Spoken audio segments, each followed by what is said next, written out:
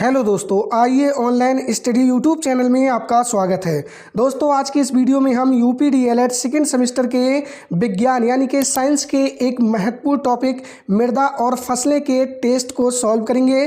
दोस्तों, इस टेस्ट में हमने बहुविकल्पीय प्रश्न और अति लघु उत्तरीय प्रश्नों को शामिल किया है, इसलिए ये टेस्ट आपके लिए काफ़ी ज़्यादा महत्वपूर्ण होने वाला है। तो आप इस वीडियो को एंड तक ज़रूर देखिए। तो चलिए वीडियो शुरू करते हैं। दोस्तों, यहाँ पर आप पहला प्रश्न देख सकते हैं, पूछा गया है खरीफ की फसल है। आपको बताना है इनमें से कौन सी खरीफ की फसल है। ठीक है, गेहूं, मटर, चना या धान। तो दोस्तों, इस प्रश्न का जो सही आंसर होगा वो ऑप्शन डी हो जाएगा। खरीफ की फसल है धान। ऑप्शन डी इस प्रश्न का सही आंसर हो जाएगा। ठीक है, यहाँ पे आप देख सकते हैं बताया गया है खरीफ की अन्य फसलें। देख सकते हैं धान, मक्का, बाजरा, ज्वार और सोयाबीन आदि ये आपकी खरीफ की फसलें हैं, आपको याद रखना है। ठीक है, बात करें अगले प्रश्न की। यहाँ पे आप देख सकते हैं प्रश्न नंबर 2 में आपसे पूछा गया है काली मिट्टी किस फसल के लिए सबसे अच्छी होती है।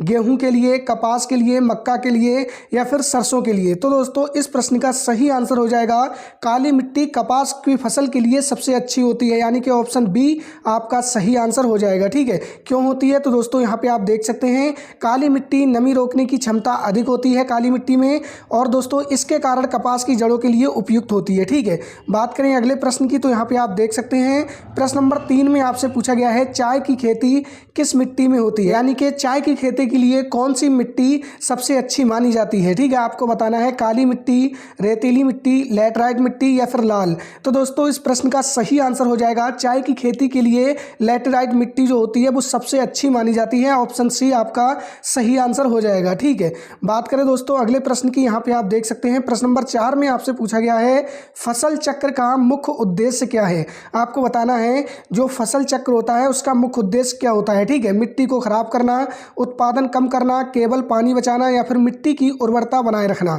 तो दोस्तों, फसल चक्र का मुख्य उद्देश्य होता है मिट्टी की उर्वरता बनाए रखना, यानी कि ऑप्शन डी आपका सही आंसर हो जाएगा। ठीक है, और दोस्तों बात करें अगले प्रश्न की। प्रश्न नंबर 5 में आपसे पूछा है जैविक कृषि का मुख्य आधार क्या है। रासायनिक खाद, प्राकृतिक खाद, प्लास्टिक या कीटनाशक। तो आपको बताना है जैविक कृषि का मुख्य आधार क्या है। तो इस प्रश्न का सही आंसर हो जाएगा ऑप्शन बी प्राकृतिक खाद। ठीक है, ऑप्शन बी इस प्रश्न का सही आंसर हो जाएगा।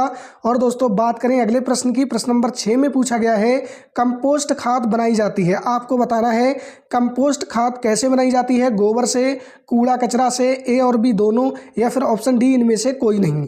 तो दोस्तों, इस प्रश्न का सही आंसर हो जाएगा जो कंपोस्ट खाद होती है वो गोबर से भी बनाई जाती है, कूड़ा कचरा से भी बनाई जाती है। ठीक है, तो ऑप्शन सी आपका सही आंसर हो जाएगा, ए और बी दोनों। ठीक है, यहाँ पे आप देख सकते हैं कंपोस्ट खाद मिट्टी की गुणवत्ता बनाए रखती है, संरचना और उर्वरता में सुधार करती है, जिससे स्वस्थ पौधों की वृद्धि होती है। ये मिट्टी में नमी बनाए रखने में मदद करती है, रासायनिक उर्वरकों की आवश्यकता कम करती है। ठीक है, और जैविक कचरे को कम करके पर्यावरण की रक्षा करती है। तो दोस्तों, यहाँ पे आप कंपोस्ट खाद की उपयोगिता देख सकते हैं, कंपोस्ट खाद की उपयोगिता यहाँ पे बताई गई है।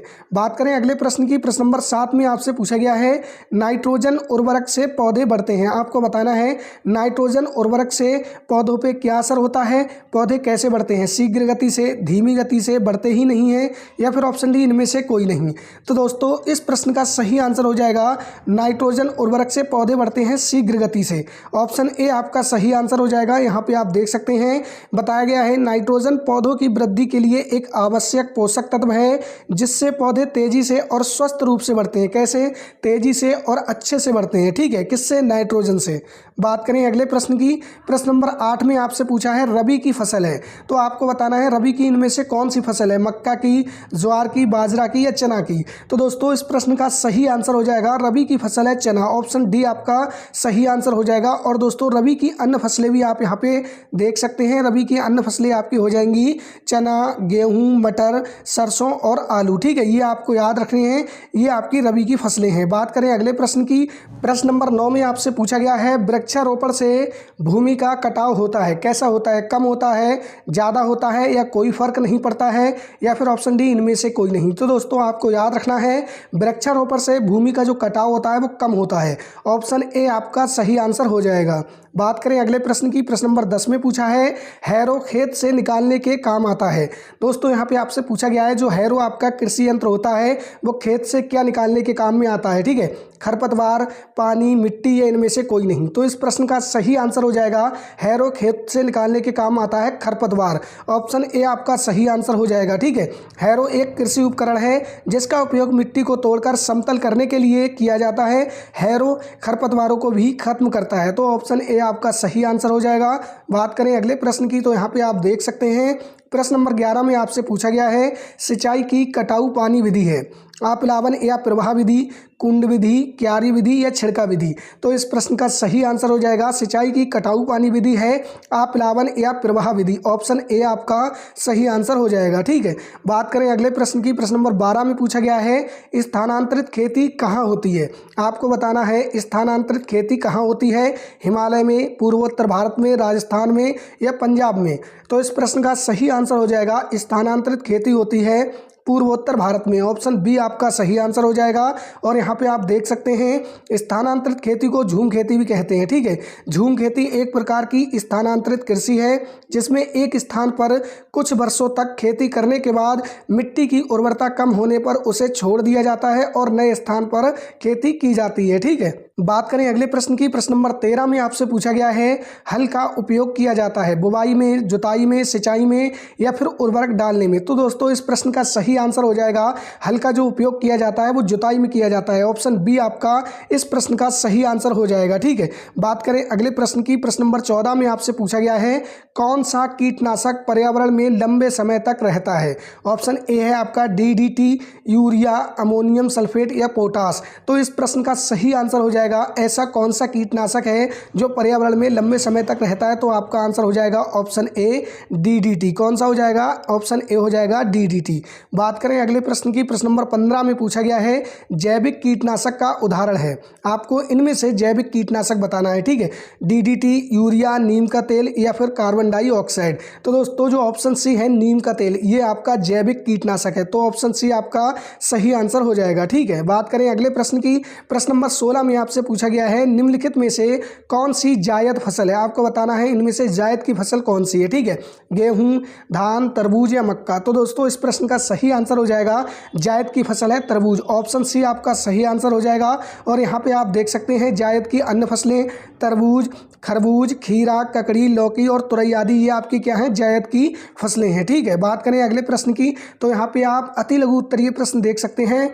प्रश्न नंबर 17 में पूछा गया है मेस्टन हल का मुख्य कार्य लिखिए। तो आपका आंसर हो जाएगा जो आपका मेस्टन हल होता है, मेस्टन हल का मुख्य कार्य होता है मिट्टी को पलटना, कण खोदना, मिट्टी को भुरभुरा बनाना और खरपतवारों को दबाना। ये हल्की और गहरी जुताई के लिए उपयुक्त है जो मिट्टी की गुणवत्ता में सुधार करता है। ठीक है, बात करें अगले प्रश्न की। प्रश्न नंबर 18 में आपसे पूछा गया है फसल चक्रण या फसल चक्र क्या है। आपको बताना है क्रॉप रोटेशन यानी कि फसल चक्रण क्या है। तो आपका आंसर हो जाएगा किसी खेत में एक निश्चित समय में एक फसल के पश्चात दूसरी फसल लेने की क्रिया को जिसमें भूमि की उर्वरा शक्ति नष्ट न होने पाए फसल चक्रण कहते हैं। किसे, जब भूमि के किसी निश्चित भाग पर नियत समय में फसलों को इस क्रम से बोया जाता है कि भूमि की उर्वरा शक्ति भी कम ना हो पाए और उपज भी अच्छी मिले। इस प्रकार की अदला बदली को फसल चक्रण यानी कि क्रॉप रोटेशन कहते हैं। ठीक है, बात करें अगले प्रश्न की। प्रश्न नंबर 19 में आपसे पूछा गया है सिंचाई की प्रमुख विधियां कौन कौन सी हैं। तो आपका आंसर हो जाएगा सिंचाई की प्रमुख विधियां निम्नलिखित है। कौन कौन सी है, प्रवाह विधि, क्यारी विधि, कुंड विधि और बलय विधि। ठीक है, कौन सी हो जाएगी, बलय विधि, और आपकी हो जाएगी बाढ़ विधि और आपकी हो जाएगी ड्रिप विधि। ठीक है, तो ये आपकी सिंचाई की प्रमुख विधियां हैं। बात करें अगले प्रश्न की। प्रश्न नंबर 20 में आपसे पूछा गया है कृषि के प्रमुख यंत्रों के नाम बताओ। तो आपका आंसर हो जाएगा कृषि के प्रमुख यंत्र हैं हल, पटेला, बखर, रेक, फावड़ा, ट्रैक्टर, हैरो, कल्टीवेटर, डिबलर। ठीक है, ये आपके कृषि यंत्रों के नाम हैं, आपको याद रखने हैं। तो दोस्तों यदि आपको वीडियो अच्छी लगी हो तो वीडियो को लाइक जरूर कर दीजिएगा और चैनल पर नए हैं तो UPDLED से संबंधित सभी लेटेस्ट अपडेट और क्लासेज के लिए चैनल को सब्सक्राइब करके रखिएगा।